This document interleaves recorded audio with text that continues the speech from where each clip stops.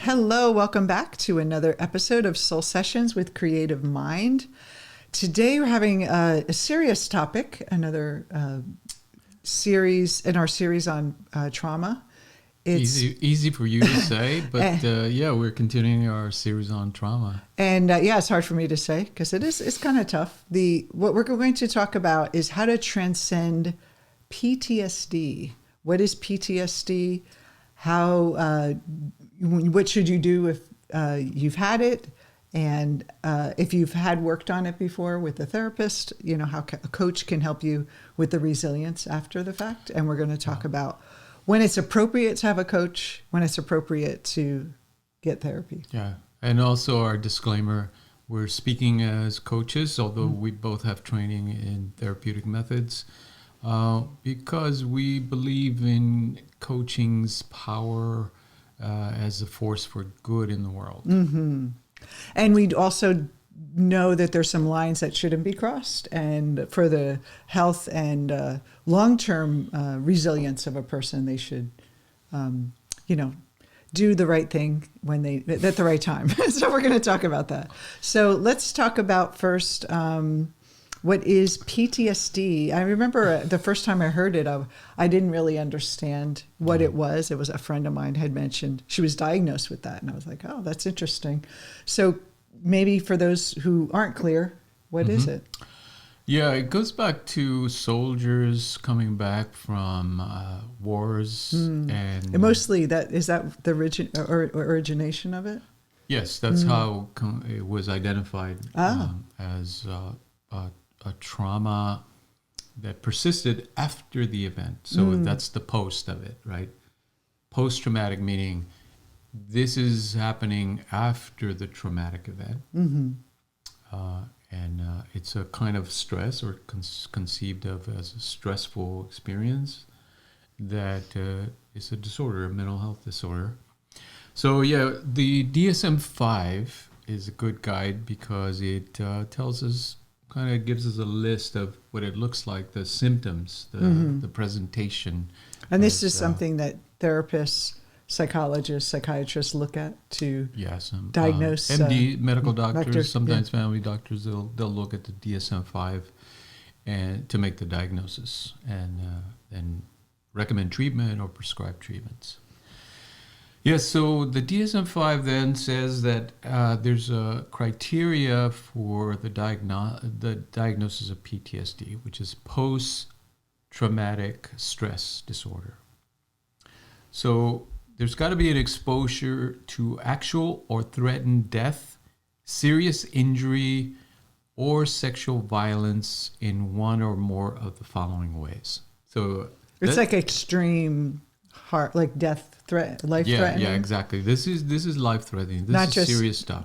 Like we talked about trauma in our last episode, with like critical parents and stuff. This is more life or death.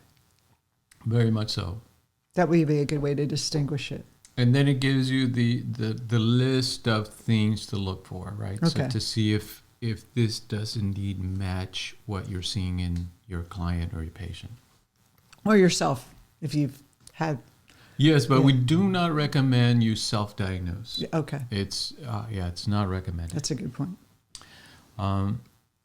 So you or the client or the patient has directly experiencing the traumatic events, witnessed in person the events as it occurred to others. So here's the last time we talked about children who witnessed their mother being physically abused. That would meet the criteria that they witnessed somebody that they loved experience this life-threatening situation. Number 3, learning that the traumatic events occurred to close family members or close friends. In cases of actual or threatened death of a family member or friend, the event must have been violent or accidental. So even seeing your mother fall down the stairs and break her neck or something like that, like it wasn't like someone hurting her, but just having a violent end or something like that. The heart attack, even a parent having. Yeah, here it says learning of the traumatic. Oh, event. Hearing it. In other words, somebody telling you this is what happened to this story, somebody that you know and love. A violent experience, a traumatic experience. So people, like when they go to court for like crimes that happen and the family members are sitting there listening to the testimony, that could be cause PTSD? Well, they're listening to their close family member and the description of that event happening, like a parent, what happened to their child, or a child listening what happened to their mother. Yes, and often you'll see parents leave, right? They can't handle seeing the pictures too and all that can be, okay. Yeah. Number 4, experiencing repeated or extreme exposure to aversive details of the traumatic event. First responders collecting human remains. Police officers repeatedly exposed to details of child abuse could be. And then media. It does not apply to exposure through the media? Does not. Yeah, this is a disclaimer because there's so much stuff in the media, right, that if they say, well, you're going to get PTSD if you listen to the news a lot. Yeah, because this is what it would mean, right? Yeah. That if you're listening to electronic media, television, movies, or pictures, unless the exposure is work-related. I know a friend of mine, her husband was there after 9/11 as a firefighter the day after. He, thank goodness, was survived. He wasn't called as a first responder, but the things he witnessed, the kind of death and destruction, and I'm sure that impacted them. What about the people that, like right now with COVID, a lot of the nurses and the doctors and the healthcare people, like repeated, they say there's some kind of impact on their mental health because of they're just witnessing so much death. So that would be PTSD. They can get PTSD. It could be. It depends because this is only the beginning of the criteria. So you go down the list, right? So this is like one exposure to it. Yes. Right? So A is there an exposure or to actual or threatened death or serious injury? We're witnessing sexual violence or the following, right? And that's that list. Number or letter B, then, there must be the presence of one or more of the following intrusion symptoms, and we'll explain what that means, associated with the traumatic event or events beginning after the traumatic event occurred. So, intrusion symptoms, what that means is if a thought is intrusive, you're doing your thing, right? You're going to work, you're driving your car, you're talking to other people, and the thought all of a sudden pushes everything away. It's like you can't stop thinking about it? Yeah. Pay attention to me. That's an intrusive thought or an emotion or an image or a visual, right? Something intrudes like you, and then you can't like function because you just, it's your mind's replaying it in your head. Yeah. Yeah. So then it's got 5 elements here of that intrusion symptom. It's recurrent, involuntary, and intrusive, distressing memories of the traumatic event. In children older than 6 years, repetitive play may occur in which themes or aspects of the traumatic event are expressed. So when you were a child psychologist, you probably saw a lot of kids draw pictures. Is that part of it? Like their pictures in school will show up as replaying that event? That's right. Or they're playing it out, enacting it out? Yes. Okay. Yes. So these memories intrude on the person that witnessed or experienced that traumatic event. Recurring distressing dreams in which the content or effect, meaning the emotions associated with it, of the dream are related to the traumatic event. In other words, you're having nightmares of that experience. Dissociative reactions. Now, dissociation simply means like you're out of body. You're experiencing things, but you're not connected to them. They're disconnected. So flashbacks, for example, in which the individual feels or acts as if the traumatic event were recurring. Now, in this case, it's dissociating you from your actual environment now, and it's putting you back at that traumatic event. So here's an example. Actually, when I worked at the radio station back in Denver, I was a promotion director. We had an event downtown, and one of the things that we did was we had a helicopter come down and have our chicken guy, who's the mascot, come out of the helicopter and come down in the middle of this big street event. Well, what happened was there was a veterans home, and they all complained that sign of that helicopter so close to their building just gave, like, kind of stimulated that trauma again. And so we were like, wow, we didn't even think of that. So that would be an example of that disassociated reaction. Like they couldn't even separate that's just a helicopter. It's not from that, like almost like thinking you're back there again. Is that what you're saying? Okay. That's right. You're dissociated from your environment and you're back there. Intense or prolonged psychological distress at exposure to internal or external cues that symbolize or resemble an aspect of the trauma. So that's probably more likely. Yes, you hear the helicopters, the sound of the helicopter. A car backfiring, you think it's a gun kind of thing? Yes. Yeah, okay. And then the last one is... Marked psychological reactions to internal or external cues that symbolize or resemble the aspects of the trauma.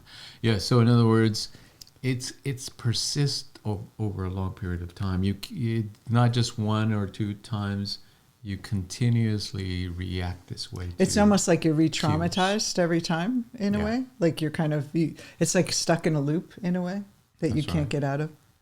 Okay. It's almost like you can't function. There's like something that's interfering with your functioning. And notice this, like, so in category B, which is what the list we were reading, one or more of the following should be present, right? So this is what's used to make that diagnosis, that one or more of these examples is present. So A is like the life-threatening experience, whether experienced by yourself or witnessed by someone else. And then number 2 is that you're highly sensitive to the reoccurrence or through dreams, through the memory flashbacks, and it's affecting your basically normal functioning, your typical functioning. Very much so. Because what it means is that your sympathetic nervous system is on overdrive. Like you're in fight or flight mode all this time. Which is part of a healthy mind to do that at the time. It's just stuck in a gear almost. That's right. That's it. And then C, which is another category, then persistent avoidance of stimuli associated with the traumatic events. In other words, you're trying to avoid anything that reminds you of this or is associated with this, with the traumatic event. So staying away from certain things or staying away from people if it happened in a crowd. School, like if a school shooting, you would be maybe not wanting to go to school because you think that it's reminding you of that event. Yeah. And of course, this is very limiting because now you can't do the things that, anything that reminds you of that, you can't go near. So it like inhibits your normal, typical life. That's right. Interferes with... You can't take jobs that you think you might like or that, you fear might remind you of those things. Like you couldn't be a helicopter pilot, or you couldn't be a news reporter, or live near where there are helicopters flying by, or constantly feeling fear when that happens. Yeah.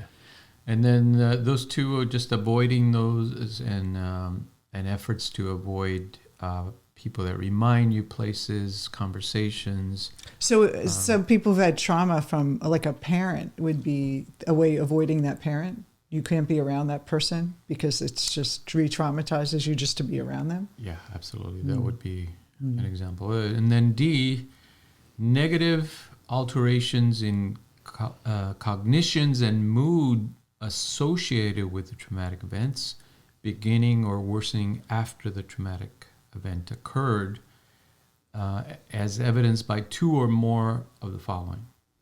So two or more of these. Yes.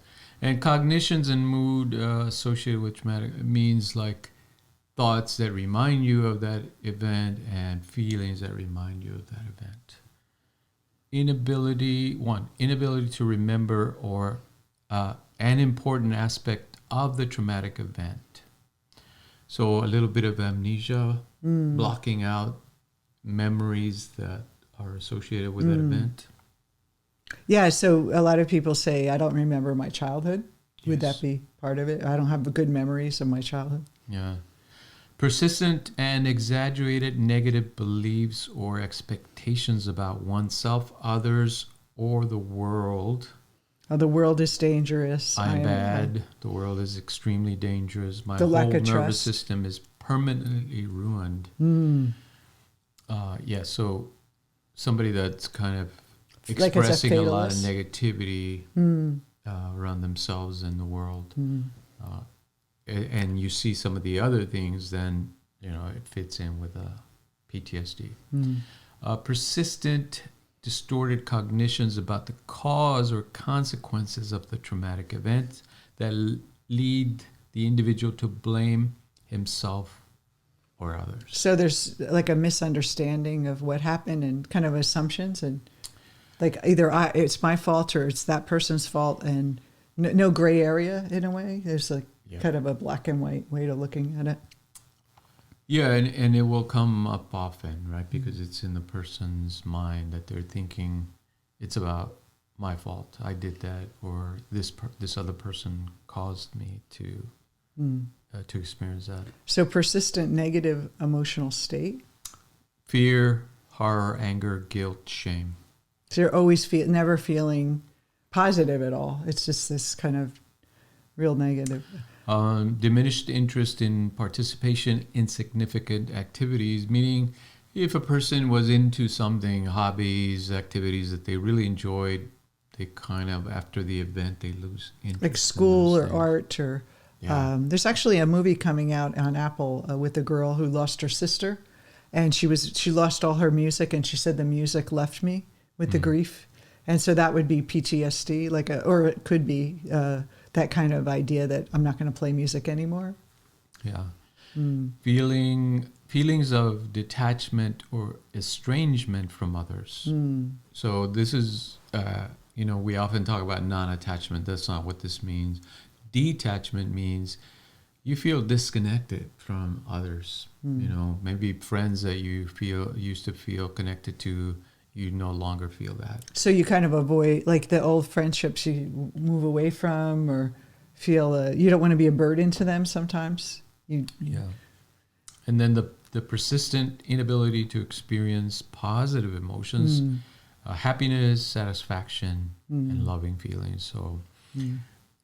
and people that that if you think about this pattern of symptoms, somebody with PTSD, they're going to have serious problems, especially if it's an intense with relating to people, and because it's impacting almost everything. And so you can see this is pretty serious. This isn't something light to take lightly and throwing that diagnosis around. Like it's serious. It's really where a person's having a hard time just with functioning, So marked altercations in arousal and reactivity associated with the traumatic event.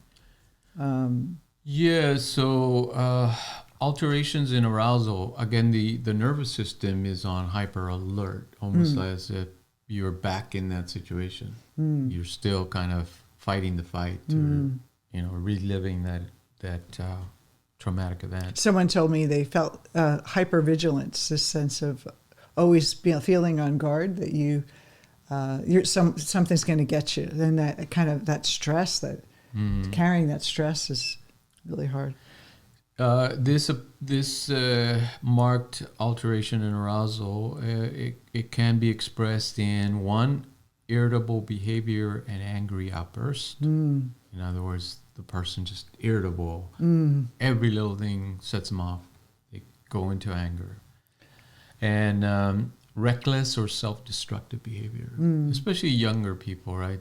When they've gone through drugs or events, drinking and they might drink, drive fast without sexual, craziness. Yes, hypervigilance, which you mentioned.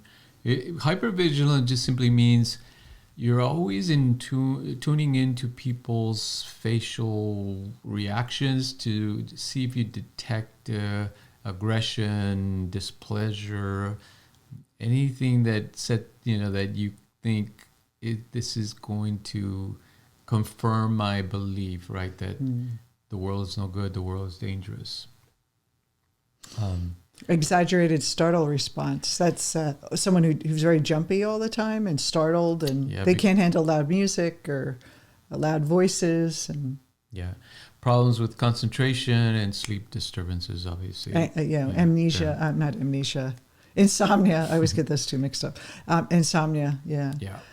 And then some other criteria is that the duration of it is usually what we've been reading or discuss. Well, you have a history of treating PTSD, but I thought you were going to say I had a history of PTSD. But the thing is that even if we had a traumatic event, we should have these kind of initial responses, because if we didn't, we wouldn't survive. So there's certain things that go in place that, we should be a little more on alert, and all those things is a natural part of our protective mechanism of our body and our mind. But after they say a few months, it should these symptoms should wear off and with treatment. But when it's PTSD, it's almost it's you're stuck there. Like it's taking you longer to come back. Yeah. So to make the diagnosis, then B, C, D, and E have to have persisted for about at least a month. And then the disturbance causes clinically significant distress or impairment in social, occupational, or other important areas of function. A lot of these diagnoses are kind of use this kind of language that is the problem really disturbing, impacting, kind of disrupting your functioning in these areas. Social, meaning is it messing with your relationships, your ability to keep those relationships going. Occupational. Can you go to work? Is it can you keep with a job? Your ability to work, keep a job, be happy in your work, or other important functions? Well, even your health, I would say some people that they kind of get unhealthy from it, but because they're trying to manage it through drugs or alcohol or other things. And for further reading, if you want to learn more about PTSD and trauma, we recommend The Body Keeps the Score by Wessel van der Kolk. He's a great researcher, a great speaker, a great clinician. The Body Keeps the Score, Brain, Mind, and Body in the Healing of Trauma. Excellent book. As far as diagnosing and treatment, again, try to consult with a mental health professional. The best, and I'm biased, but would be a clinical psychologist, because they will be able to test you, give you the proper test, and make the proper call as far as the diagnosis, then recommend treatment. What is the best treatment given your particular presentation? Because most people are not going to present with the whole thing, right? They're going to have pieces of it. Well, and I think too, if you're a coach and you've worked with someone, you have people. I mean, even a lot of business coaches, they work with people. They're all of them. Everyone has had experiences, and so to be conscious or aware of this diagnosis or something that severe, that they should seek professional treatment. To know, like, maybe there's some signs, not that you would diagnose them, but to kind of understand, if someone's displaying this behavior, maybe there's something else going on. because I know I wasn't trained as a therapist. So when I worked with people and I was like, why is this person not, always like negative, and they're not really moving, and then they, you hear a little bit of their history and you're just like, you know what? They need some. So what kind of treatments are there for people with PTSD? Like what does a therapist, after they get the diagnosis, what do they do to deal with it? Yeah.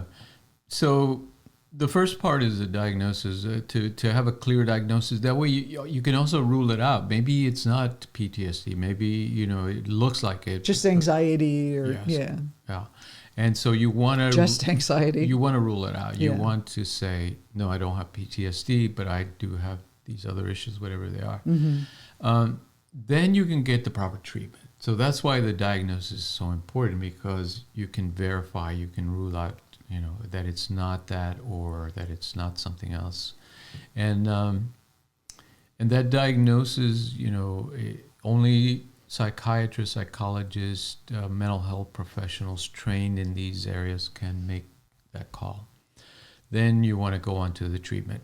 Most of the time they'll recommend certain treatments. Mm-hmm. And there are people that train specifically, they'll take workshops beyond their typical training in psychotherapy to specifically PTSD. Work with people with PTSD. Yeah. So they're like experts in it. They've trained, they're prepared, they've worked with other people with similar issues and problems.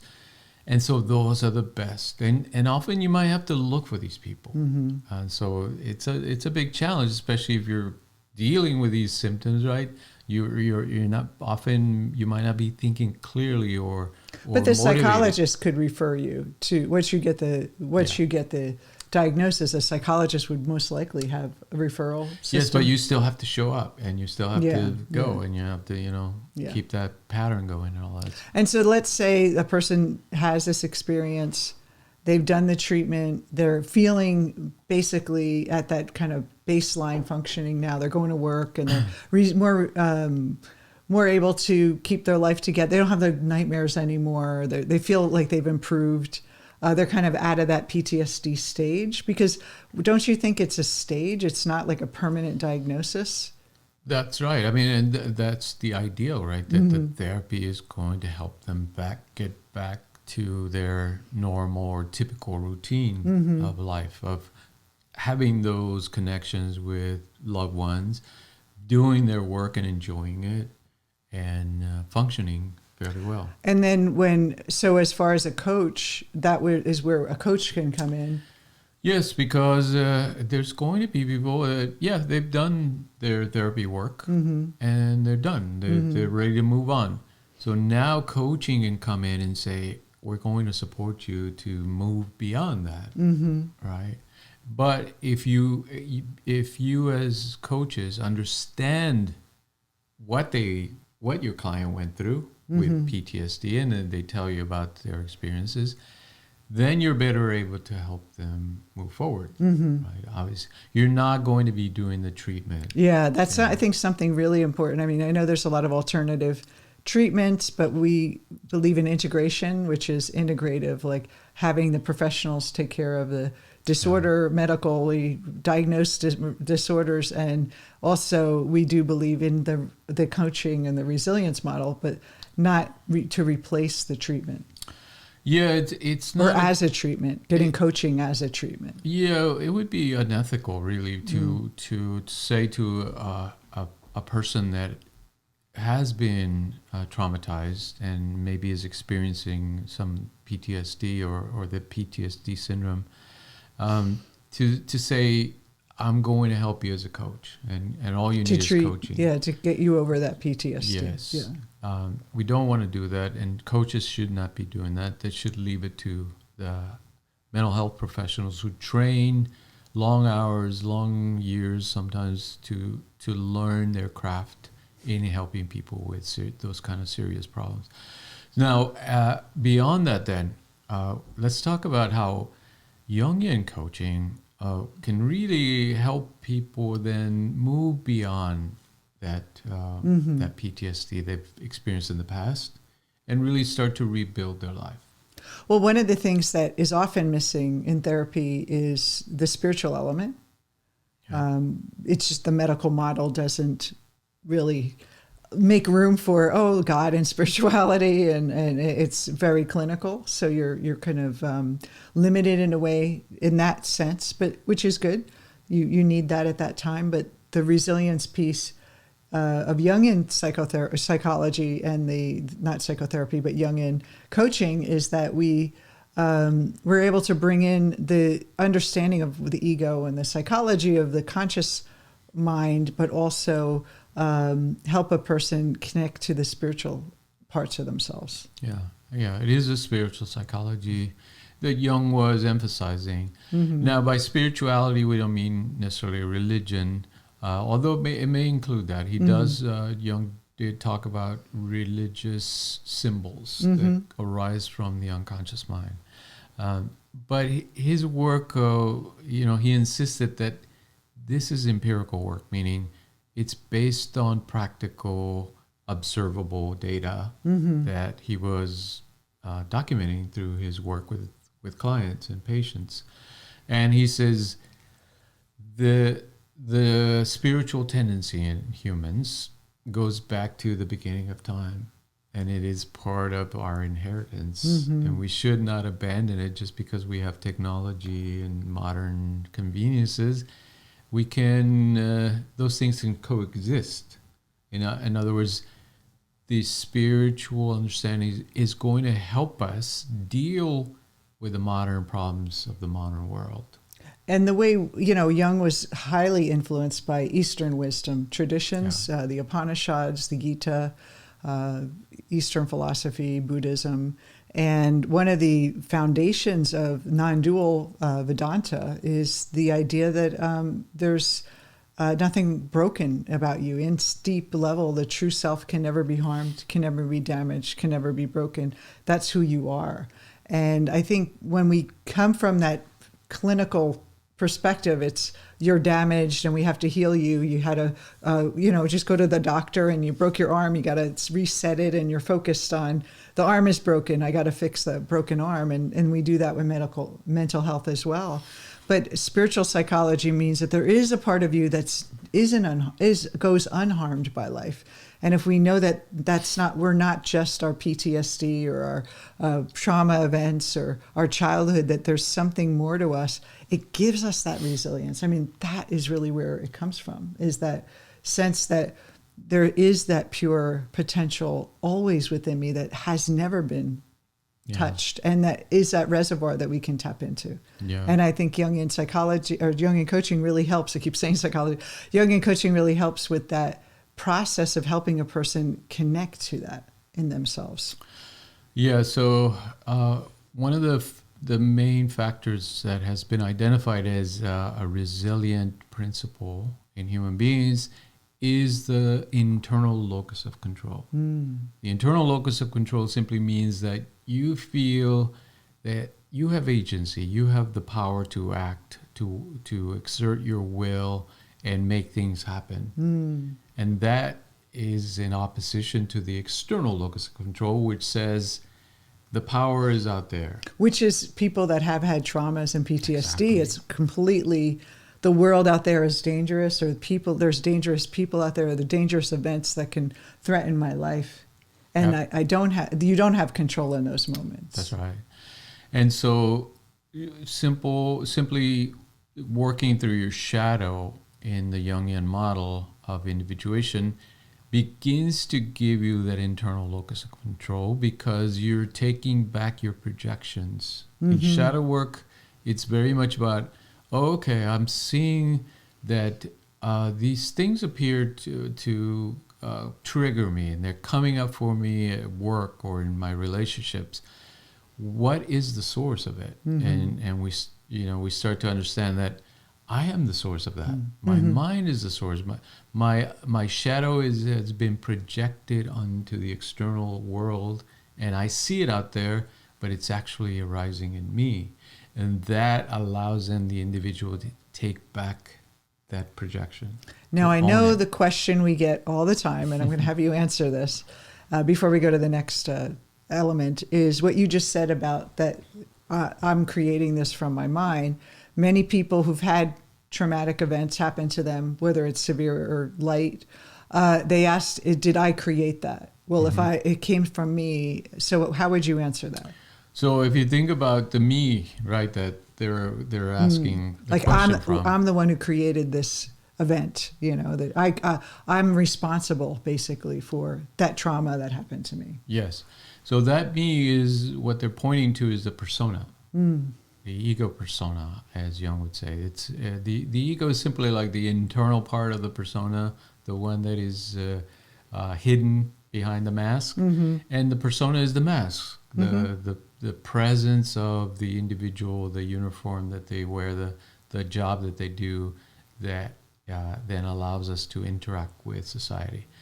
Now that me that they're asking the question from, yes, it created those situations through conditioning, through past conditioning. So can you clarify that? So someone who got beaten, they had a past conditioning about being beaten? Not necessarily about being beaten, but it's in their shadow to create a persona that is afraid of that. That is pushing that away, pushing it into the shadow. And in doing that, Jung says, whatever you are resisting, whatever you're pushing away into the shadow is going to show up as fate. So what if nothing happened before and then they didn't, is it unconscious that they were born with it, or?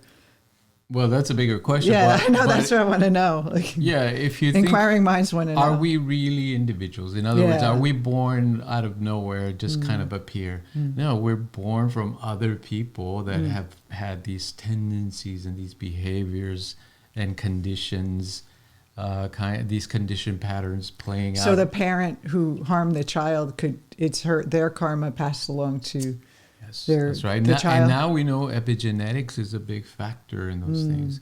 That we're not born blank slates and just kind of start off, from when we're kids with nothing. We've inherited a lot of behavioral patterns from our ancestors. What about something that happens collectively to a culture? Is that a cultural shadow? That's right. That's right. A culture is simply individuals in a collective. So they play out. In Eastern philosophy, would be their karma. So do we blame? So they don't blame, but there's a difference between blaming yourself, and then accepting responsibility. Yes, because then at the higher level, in both Eastern philosophy and in Jungian psychology, the idea is to accept responsibility not as persona. Like I, Debbie, created that. Exactly. That would be ridiculous, right? What would the ego... That's kind of egotistical to think I created all this stuff, right? Yeah, it's kind of grandiose. So it's more the collective Maya, like in Eastern philosophy, they talk about this kind of duality in this world, that there's a lot of this dark and light in the world, and it's like that karma, and we're connected to that. Is that what you're saying? Yes, so the idea is as you retrieve your personal projections from past conditioning, right? You're integrating your shadow, as Jung would say. Then you're able to see things clearly. That whatever happens, it's not necessarily your fault. They're patterns that you've inherited and that you're part of, but that you're able to deal with them in the right context instead of just thinking this persona is experiencing suffering because of that thing. You're seeing it as, oh, this is part of the human condition, and I understand its nature, and I can learn from it. More like a collective conditioning, human collective conditioning. Very much so. Like the human karma. Yes. That and even on just a family level, you see when there's abuse from the grandfather and then the grandmother and then the child and then the mother, they pass that abuse down. And so that would be another way. That's right. You see it right there. Intergenerational patterns, well documented, well observed. And so if it happens in a generation of a family, it also happens in a generation of human beings and cultures. Absolutely. Yeah. And so one, that was a long answer to one question. So one is the internal locus of control. What's the next one? Yes. internal locus of control then allows us to feel empowered. And really, what is the opposite of feeling traumatized? It is feeling empowered, right? And not a victim, but a hero. Like I've survived, and I thrive, and I can thrive, and I'm stronger than ever. Yes, and you can recreate your life regardless of what happened. You mentioned last time Viktor Frankel.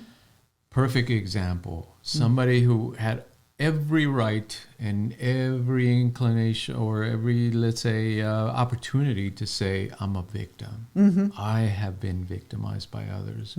He did not do that. He said, I am powerful. I have my will. The things that happened to me, some of them were out of my control. There were people with guns, with armies, kind of overwhelming my ability to make my own decisions. But they can't take away my mind, my dignity, my true self. So I remember one thing that really resonates with this is a woman I was very impressed with. She was in that, I can't remember what country in Africa, where they had the Boko Haram took and basically abducted these schoolgirls and used them as sex slaves. I mean, they raped them. It was terrible what they did. And they finally got them back. And the mama of the group, she was like taking all these young girls in. They spent years in captivity and as sex slaves to these soldiers. And it was just terrible. And she brought them back, and she looked at the camera and she said, these girls are not broken.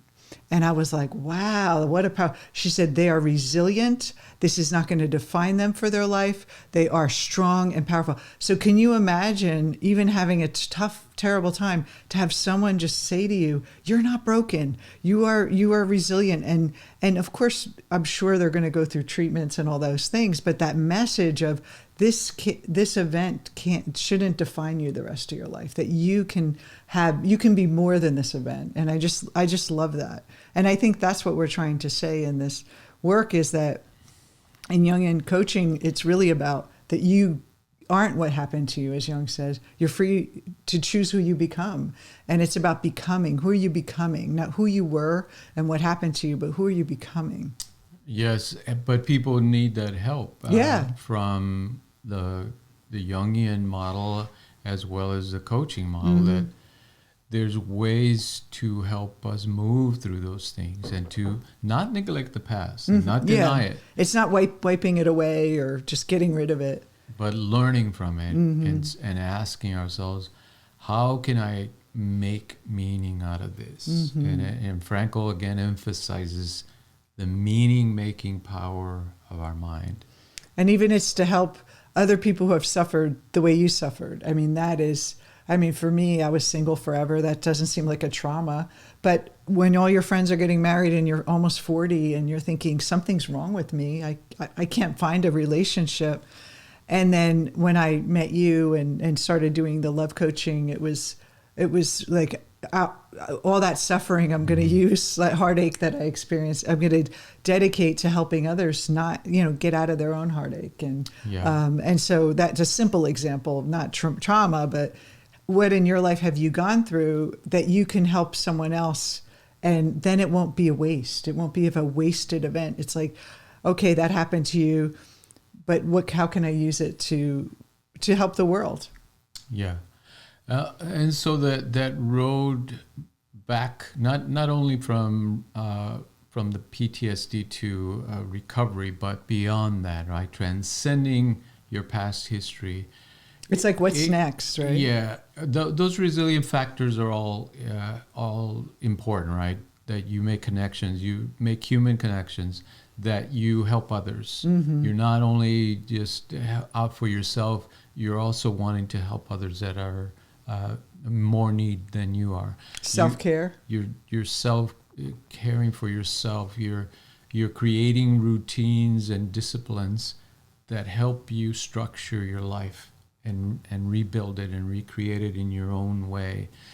And then ultimately, that spiritual principle that we were talking about, that you connect to something bigger than yourself, whether it be through psychology, through spirituality, through religion, through meditation, mindfulness, anything you can find. We know there's research now on yoga. Mm-hmm. If you get into the discipline of yoga, it restores your mind body in incredible ways. So there's the central message is this: there is a way to rebuild your life, but you have to work at it. Yeah. You have to discipline yourself. You have to focus on it. And you have to believe that there is a part of you that has never been harmed by that experience or those experiences, that the true you is not broken. And to know that there's deep inside of you wholeness, that you're not coming with an empty bucket and needs to be filled. It's like you're already full. You're just going to move forward and make the most of your life.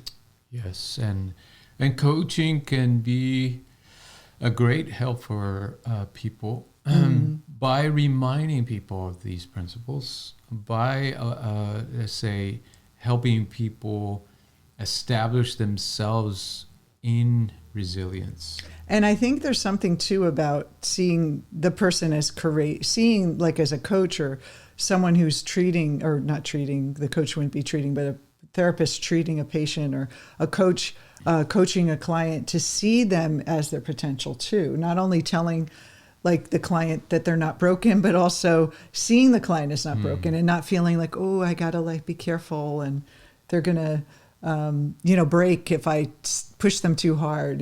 That kind of understanding of that you see them as their potential. You see them as capable of so much more. And people can feel it. They can feel whether they can, like they look to their mentors to see whether, how far they can go in their life. And if the mentor's saying, I don't know, with your history, I would just take smaller steps, or instead of having someone saying, you can do it, you're brilliant, you're capable, you're strong, that's something to think about as well. Yes. One last thing then. Frankel, in one of his darkest moments, when he was beaten, it was a cold day, he was nearly frozen, exhausted, tired. He was being pushed by the guards to continue, and he fell in the mud. And he wasn't sure if he was going to be able to get up one more time. He had a vision of his beloved wife at that time, and he said that moment changed everything for him. I just got goosebumps from that. He saw the power of love and the power of meaning in his life. And he said, that's what changed and gave me the strength to carry forward. So we always have to have something we're living for too. Like not what we're avoiding in life, but something we're living for that brings us and gives us that resilience. Absolutely. Something greater than ourselves. Now we had a question on the group, and someone asked about how do you handle people, and this is perfect for this lesson, this session, is the idea that people celebrate or not celebrate, but they feel like this sort of anniversary of the trauma, and like where's the line where after a while, is it like picking a scab and keep revisiting it, or like as a person who's a coach or a therapist, what would you say how that works, and what's happening with a person who needs to feel like they have to re-traumatize themselves at that time every year and almost feel like they can't function, or it's like bringing them back a little bit? How would you approach that?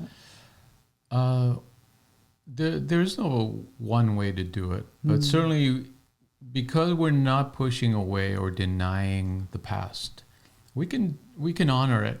We can say, yeah, I went through some hard times, but I'm still here and I survived and I've thrived. So right? It really is the attitude around the anniversary? Like, is it putting me into helplessness, or is it pulling me into resilience? Yeah, we can celebrate it in that regard, that we honor it and we honor our strength in dealing with those situations and overcoming them, and then thriving beyond them. And that way, we're paying respect to our fallen loved ones, those have gone and passed on, but still staying in the present, staying in our strength and our power, and continuing forward. Yeah, because I know we always celebrate, like my father just, it was like 11 years he passed, and the day we kind of all are kind of in like a little mourning for him. And it's almost like a remembrance. Yeah. But we're always very positive. Like we're not going, oh, it's so terrible. We're like, we're remembering him in a way. And so maybe a traumatic event might not be that kind of love around it, but how can you love yourself in that time? Like I'm still here for myself. That's what I'm remembering today, and to approach it that way. Yes, and ritual is very powerful in that regards. You can let go of things gradually, symbolically, in ritualistic ways. So there's an infinite number of ways to approach these things. But bottom line is that it's not a life sentence. When Absolutely. you get a diagnosis like that, or you've been through a tough time in life, that you are free to choose who you become. Yeah. And you always have that choice. And there's always that deep part of you that has never been harmed, that's never been damaged, can never been cut, cannot be destroyed, that indestructible you. And through Jungian Coaching, you can actually access that part of yourself through the process of individuation. And that's really how you can now start moving forward and not letting whatever happened to you stop you. Yes. And often the best coaches are people that have gone through difficult things and have come through it. I find that so many of my clients that have, over the years, that have had really tough lives, they're the bravest, most powerful, I admire them so much. It's like, wow, I don't know if I could have accomplished what you accomplished, what you went through. And it just, so the resilience is really the key. And really I find that they're some of the most powerful, amazing people I've ever met. So nothing can stop you if you don't want it to. Right. So we'll continue our series on trauma next time and resilience. The last episode next week of the series is we're going to talk about COVID and the collective trauma that we've all experienced across the world because of this pandemic, and what impacts we think it's had on all of us, and how do we become resilient as a society and a culture with everything, not only just being locked down, but all the political discourse around the world, the division and all that has happened, and how that's affected us, our children not being in school, and there's so much that impacted us. And sometimes in good ways, people left their jobs, and there's the great resignation. So there's a big shift happening. And so how do we deal with honoring, those who passed and remembering that this has been a terrible past 2 years, but also how do we become resilient together as a culture and move forward and not waste what we learned over this time. Absolutely. So thanks for watching. We'll see you next time. Stay well. And don't forget to subscribe if you haven't on YouTube right here, and Spotify, iTunes, and all those podcast streaming services. Make sure you subscribe and not miss an episode of Soul Sessions. And we'll see you next time. Bye-bye.